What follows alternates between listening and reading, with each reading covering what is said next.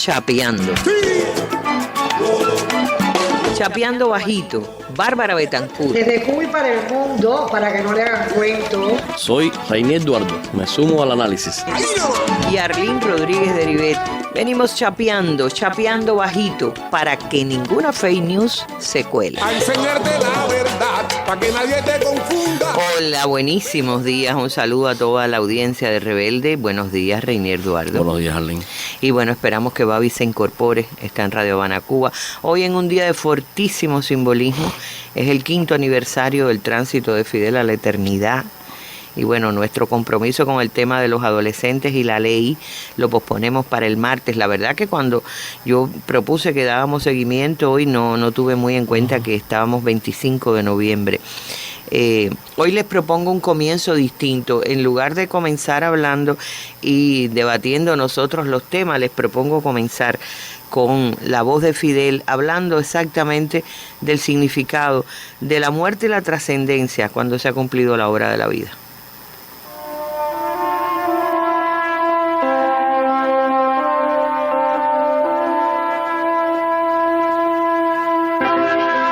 Nadie puede señalar cuando está próxima la muerte, pero cuando se tiene la oportunidad de escuchar a esos hombres y mujeres humildes, honestos, revolucionarios del pueblo, cuando son capaces de transmitirnos a todos sus impresiones, sus sentimientos, sus ideas, nosotros valoramos como algo grandioso cuando después de haber vivido y haber luchado decenas y decenas de años, alguien dice, me puedo morir tranquilo, porque eso es señal de que le encontró un sentido a la vida. Eso es señal, como diría Martí, de que se ha cumplido bien la obra de la vida.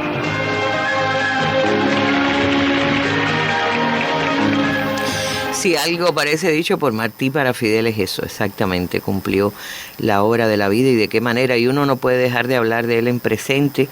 Bueno, después quiero comentar algo que he publicado hoy en Cuba Debate, pero quiero que hables tú, Reinier, porque pienso, ¿no?, en el momento que estamos viviendo, los valores que hacen que Fidel se destaque, se siga destacando como uno de los líderes, yo diría que no solo del siglo XX, sino de todo lo que ha transcurrido el siglo XXI. Mira, Aileen, hay dos valores, si los podemos llamar así, dos conceptos, principalmente que creo que distinguieron a Fidel y tienen mucho que ver con el contexto actual que estamos viviendo. Uno es la dignidad. Fidel fue un hombre digno, fue un hombre que antepuso todo el tiempo su dignidad personal y la dignidad de su pueblo, además, porque no era solo su dignidad personal, sino la dignidad de su pueblo, ante cualquier tipo de provocaciones, cualquier tipo de ofrecimiento. Hace unos días lo comentábamos aquí en este programa, es decir, cuando hablábamos del infeliz de Felipe González, el ofrecimiento que le hizo a Fidel de que dejara la revolución en el año 89, y Fidel corta una amistad de varios años que tenía con Felipe González, rompe la amistad con Felipe González por eso. Ahí hay un elemento de dignidad, hay un elemento de principio, hay un elemento de ética en el actual de Fidel. Y hay otro también que para mí es fundamental y también viene muy a tono con este programa y con los tiempos que estamos viviendo, que es la verdad. No hubo batalla que Fidel librara que no la librara a base de la verdad. Todo el tiempo era la verdad. Para Fidel era fundamental en todas las batallas que libró. Desde que estaba en la Sierra Maestra, que la prensa batistiana empezó a decir de que se había muerto toda la guerrilla, la habían liquidado toda, que subió aquel periodista del New York Times a fotografiar, y Fidel dio declaraciones planteando la verdad, Herbert Matthews, hasta después del triunfo de la revolución con la Operación Verdad, que lo llevó hasta Washington, el corazón mismo del imperio, a hablar de la campaña que se estaba haciendo contra Cuba por los fusilados, los batistianos, los esbirros batistianos asesinos que se habían fusilado al inicio de la revolución, a los cuales se le habían hecho juicio. Ese es un capítulo de nuestra historia que hay que hablar, hay que abordar más, porque se ha manipulado mucho. Bueno, Fidel fue a hablar y a decir la verdad en torno a eso. Hasta la zafra de los 10 millones del 70, que no se pudo cumplir, y vimos un Fidel cómo sale delante de las cámaras a reconocer, incluso autocríticamente, hasta la responsabilidad del gobierno y de toda la organización en torno a aquel evento, hasta episodios más recientes de nuestra historia, siempre a Fidel lo marcó la verdad. Y tú hablabas de un trabajo que tú publicaste hoy en Cuba Debate, y yo solo quiero cerrar la idea de la verdad de Fidel con un pasaje que tú cuentas ahí que me parece fabuloso, que fue cuando estamos entrando al periodo especial, que Fidel va al periódico Juventud Rebelde, del cual tú eras subdirectora en ese momento, y Fidel va a Juventud Rebelde a explicarles a ustedes por qué era necesario reducir el número de páginas de Juventud Rebelde y la tirada de Juventud Rebelde. Es decir, que ya Juventud Rebelde, que era un diario, pasa a un semanario con muchas menos páginas. Y Fidel lo que pudo haber hecho enviándoles una carta, como tú dices, un mensaje informal, fue ahí a darle la cara a ustedes, a explicarle, pero sobre todo a transmitir esperanza, a transmitir optimismo cuando Cuba estaba entrando en uno de los pasajes más oscuros de su historia. Yo nunca puedo olvidar, y además porque nos dijo ese día, si resistimos 5 años salimos, y 4 años y medio después, en el 94, ya después de haber tocado fondo, el país empezó a crecer mínimamente, pero empezó a crecer. Son cosas inolvidables, pero el tema de la verdad en la mesa redonda era lo que siempre nos dijo Fidel, la verdad por delante. Incluso cuando cometan un error, digan algo que no puede ser confirmado, ustedes regresen al otro día en el mismo lugar, digan lo que realmente fue. La verdad era una verdad que no se separaba de la astucia, quiero decirlo, porque por ejemplo recordaba con la propia entrevista a Herbert Matthews que Fidel tiene una acción astuta en el sentido de que eran pocos todavía las tropas, y él le dice, ustedes vayan pasando más de una vez la tropa para que diera la idea de que había muchos hombres ya allá arriba, pero nunca le dijo a Herbert Matthews qué cantidad de hombres había. Exacto. No miente. Lo digo porque también una vez en una conversación sobre Che, Fidel decía que Che estaba tan aferrado a la verdad que ni siquiera se daba cuenta de que hay verdades que no se podían decir directamente, sino en el momento oportuno para ello. Está hablando en concreto del diálogo con Monge, cuando desde el principio Che le dice, yo hubiera concedido a Monge por su vanidad determinada concesión, y luego la verdad se iba a imponer a la larga, un poco en eso. Es decir, es un hombre que aferrado a la verdad, sin embargo también sabe el momento de decirla, de poner los puntos sobre las IE y también de ir contra el enemigo. Y a mí lo que más honestamente, siempre distingo en Fidel es la vida junto a los humildes, vivir y convivir con los humildes. De hecho, en nuestro trabajo que se llama El Último Caballero, entre signos de pregunta, hay una foto de los días más duros del periodo especial, cuando los campamentos agrícolas estaban activados y Fidel comiendo en una bandeja de metal con todos los trabajadores del campo sentados y comiendo de su mismo plato, literalmente. O un pasaje más reciente, año 2003, cuando Cuba se vio precisa a fusilar a los secuestradores de la lancha de Regla, no sé si lo recordarás, no, en uno de los intentos que además puso en peligro la vida de varias personas. Ahí se desató una feroz campaña internacional contra Cuba que puso a Cuba en medio de un reflector. Varias personalidades incluso se viraron contra Cuba, y Fidel, sin ningún tipo de temor ni nada, convocó a Oliver Stone, el cineasta norteamericano, y se fue con las personas que estaban presas ahí, Fidel delante de secuestradores y de terroristas, Fidel delante de ellos ahí con Oliver Stone al lado, y a cada uno los puso a hablar y a cada uno los puso a decir qué era lo que había pasado y cuál era la condición que tenían cada uno en relación con los hechos. Eso es una manera de exponer la verdad, y era un principio de Fidel de no eludir nunca la verdad, por muy difícil o por muy compleja que pudiera ser.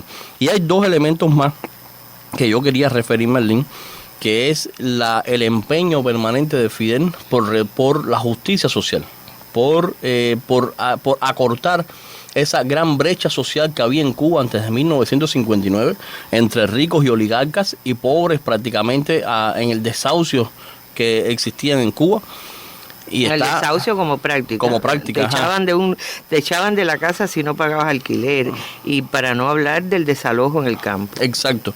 Entonces, ahora ponernos a remontar, a decir toda la obra social de Fidel que lo logró, bueno, sí, nos daría para 3 programas, pero yo lo terminaría con 2 pasajes. Aquella frase, anoche yo la escuchaba en el noticiero, aquella frase cuando Fidel entra a La Habana y que ve la multitud que lo acompaña y que dice que esa multitud solo se verá nuevamente reunida cuando los vayan a llevar a la tumba, porque nunca habrán defraudado al pueblo cubano. Y fue así.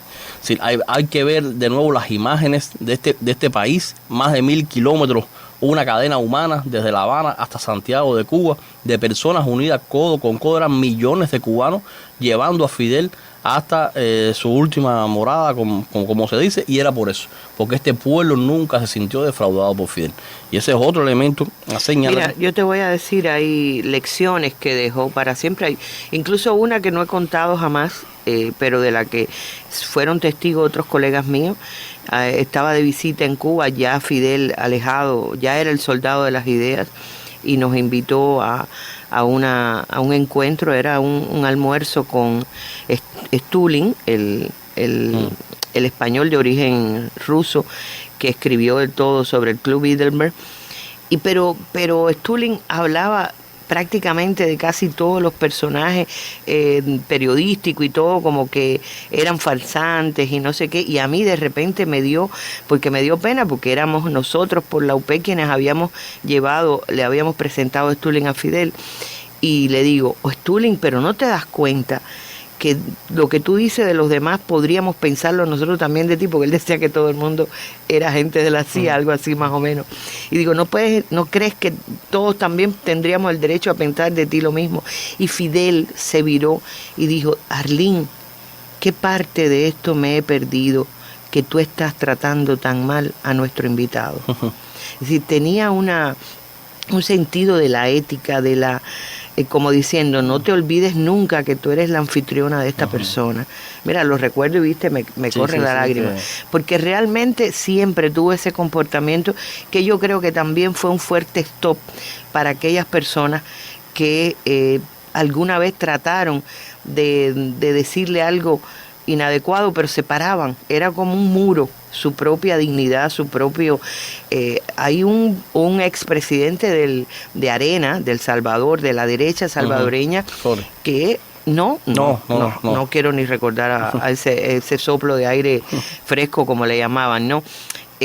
Uno que con el tiempo, y recordó, nos contó en un encuentro informal, y esto me lo contaba un amigo que estuvo presente, decía que a él le había impresionado mucho en una cumbre iberoamericana, que en la parte encerrada, como le llaman, sin acceso de prensa, desde el rey Juan Carlos para abajo, todos los presidentes le decían a Fidel, ya tú has hecho una obra, retírate, podemos resolver que te vayas para una isla o que te vayas para cualquiera de nuestros países con un dinero para vivir el resto de tu vida, tú y tu familia. Y Fidel los miró así como diciendo, ¿qué cosa me están proponiendo? ¿De qué ustedes hablan? Dice que la dignidad de la respuesta de Fidel fue aplastante. Aplastó literalmente, como, es decir, no me van a entender jamás, ustedes tienen una práctica que no es coherente, no tiene nada que ver con lo que yo pienso y siento como revolucionario. Ahí es la distancia tremenda entre aquella ola neoliberal a la que quisieron arrastrar a Cuba en los años 90. Y en ese pensar y en ese sentir, Arlene, está el otro elemento que quería señalar. El Fidel que se enfrentó directamente, además puso el pecho ahí a las balas al imperialismo norteamericano, a sucesivas administraciones del gobierno norteamericano, que incluso cada una supuso un mayor nivel de agresividad. Cuando todavía tenía 30 y pocos años. Pero lo había avisorado desde el año 58, cuando le escribió aquella carta, aquella notita a Celia en un papelito medio raído, y le dijo a Celia que sabía desde ese momento, desde antes que triunfara la revolución, que su lucha permanente iba a ser contra los yanquis a partir de un bombardeo que había ocurrido en aquel momento en la Sierra Maestra, que había matado a civiles inocentes. Fidel ya estaba vislumbrando de su guerra con los americanos. Los cohetes sobre la casa de Mario. Y entonces, Arlene, no hubo una sola batalla que Fidel perdiera frente a los americanos. No hubo una sola, no la hay. Incluso algunos podrán decir el bloqueo. Nunca logró que los americanos quitaran el bloqueo. No, está bien, no lo logró o no se ha quitado todavía el bloqueo. Pero el hecho de resistir y llevar a un pueblo a la resistencia y a sortear los obstáculos que enfrentaba y que suponía ese bloqueo y traernos hasta este punto hoy es también una victoria planteada por Fidel. Como tú decías en tu trabajo, dijo 5 años. Denme 5 años nada más para demostrar que vamos a salir de esto. Un país que se había caído, el campo socialista que estaba bloqueado, que se habían aprobado leyes también en el gobierno americano para recrudecer ese bloqueo, y Fidel irradió optimismo, pero además supo, en medio de ese temporal maniobrar el timón y enrumbarla a la revolución. Yo te digo, la sensación mía de aquellos años, tú eras un niño, literalmente, la sensación de aquellos años tremendo es que Fidel nos jaló a todos, porque el sentimiento de incertidumbre era muy fuerte. Y yo creo que el mantener el bloqueo es la prueba de que Fidel ganó la pelea. Es decir, hubieran levantado el bloqueo si nos hubiéramos rendido, indiscutiblemente, pero ya sabe también Cuba a qué costo, porque incluso en la Helburton está recogido no solo que te levantan el bloqueo cuando el socialismo, se renuncia al socialismo, se caiga la revolución, sino que después que los americanos decidan si hemos cumplido la tarea. Exacto. No quiero ni hablar de ese engendro. Bueno, ya es tiempo de cerrar. Yo quiero despedir el programa como habíamos hecho en las últimas semanas, con música y con ese tema que cantó anoche Nelson Valdés. Te doy otra canción, porque es un tema especialmente dedicado a Fidel. No hemos olvidado nuestro compromiso de hablar de los jóvenes, de los adolescentes, y la leí a propósito de esta guerra de cuarta generación que se está emprendiendo contra Cuba. Y bueno, algo que no mencionamos, en un momento como este yo no dudo que siempre la respuesta de Fidel habría sido con las masas, como lo está haciendo ahora mismo. Por los barrios que recorrió tanto incansablemente, por los lugares junto a los trabajadores, la revolución puede estar orgullosa de la continuidad. Gracias a nuestra audiencia, y yo creo que lo que hay que celebrar es la continuidad de la vida de Fidel en quienes le han seguido. Son las 7:29 ya de la mañana. Hasta el martes volveremos con más temas, por supuesto que chapeando.